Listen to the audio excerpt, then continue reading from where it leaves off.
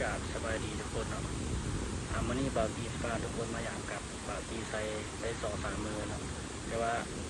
แบบไม่ยามหลายเทื่อที่เนาะคือว่าแบบบ่าวตีมีเวลาไปใส่บอลอื่นเนาะก็เลยใส่บอลเก่าแล้วก็ลูกมายามเนาะอยากบอกว่าเทื่อเดี๋ยวเรา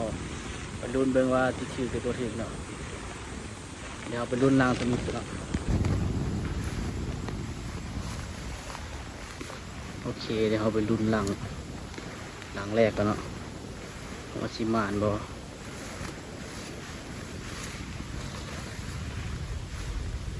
ปาตีใส่อยู่แคมเนาะ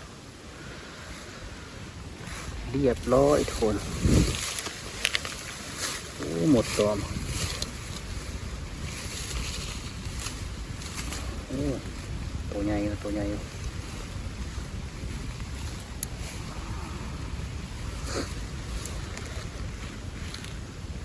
ทุกคนตัวผู้เนาะใหญ่อยู่นี่ทุกคนมาแล้วแต้มแรกเนาะแต้มแรกแหกมาคือเกาบอดี้ปิงเคไปรุ่นหลังต่อไปเนาะเคไปรุ่นหลังที่2เนาะทุกคน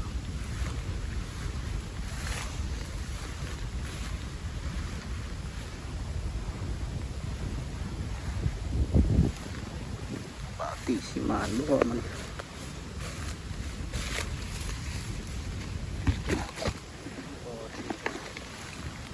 หลังนี่บอสิกเนาะเคไปรุ่นหลังต่อไปเนาะ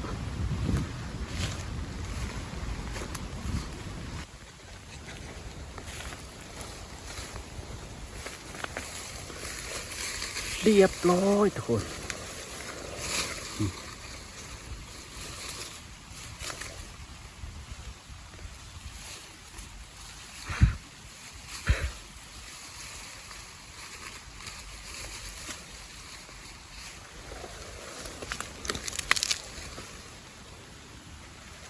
เรียบร้อยตัวผู้แล้ว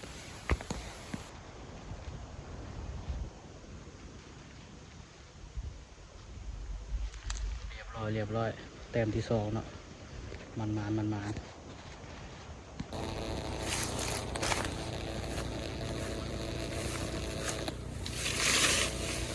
เรียบร้อยทุกคน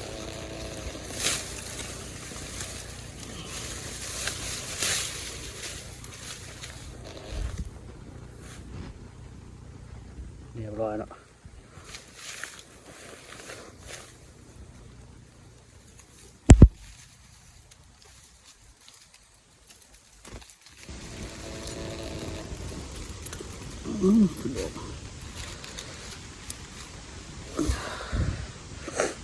ไม่เอาแล้วคน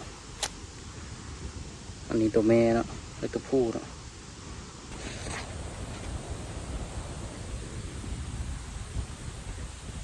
เรียบร้อยเนาะแต้มที่3เนาะพอได้ปีกอยู่เทียบดุมน้ำต่อไป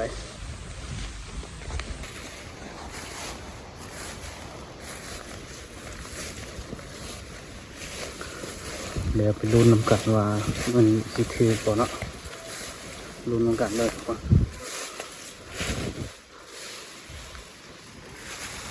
ทุกคนกราบลันเนาะ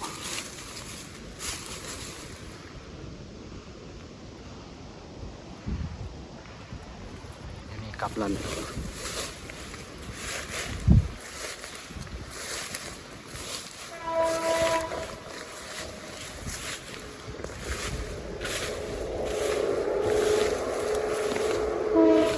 เอาเลยยูนี่กับกระลัน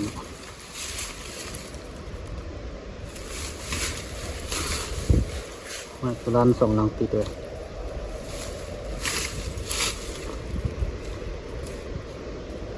ลั่นนะทุกคนแต่บทถึกเนาะ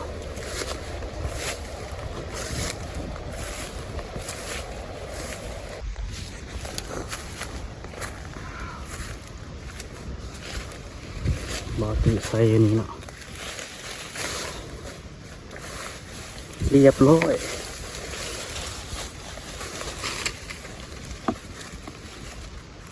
เ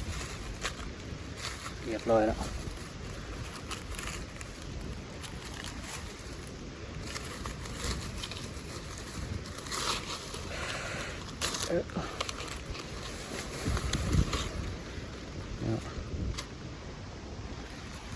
จะหนูน้อยเนาะ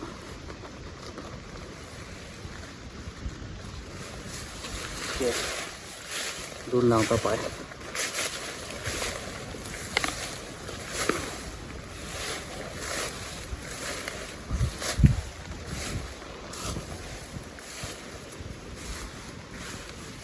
วางนี้โบถือเนาะ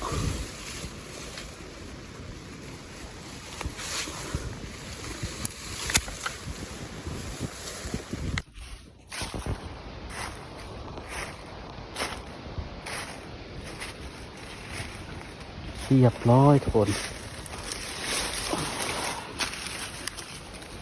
เรียบร้อยเนาะโอ้หมดต่อ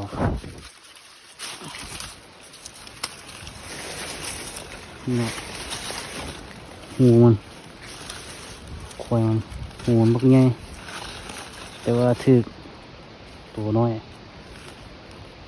ผิดคิวเนาะผิดคิว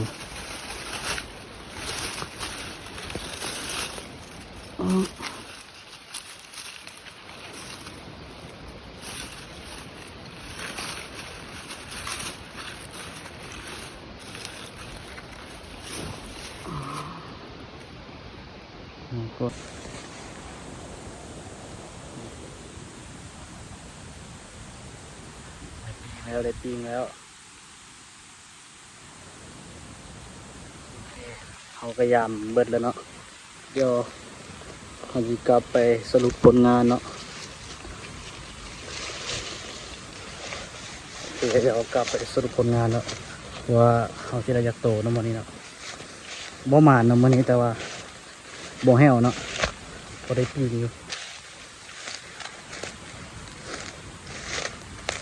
โอเคไปสรุปผลงานกันเลย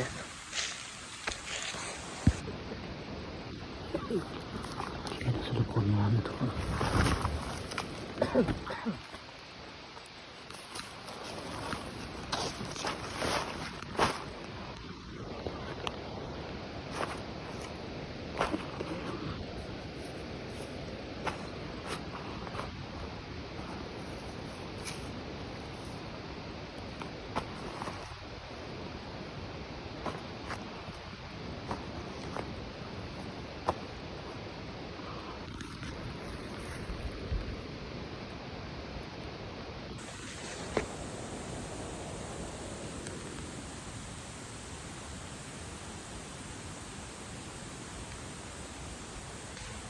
เมื่อกี้